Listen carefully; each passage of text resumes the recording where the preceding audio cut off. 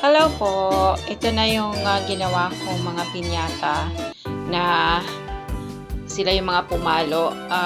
Ito po ay last day na ng Philippine Heritage Celebration dito sa Winnipeg.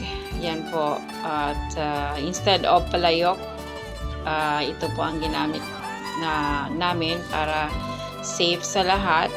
Kaya ayan po. Nag-enjoy naman po lahat at nakakatuwa. Marami pong nakisali. Kids and adults. At lahat po ay nag-enjoy. Thank you.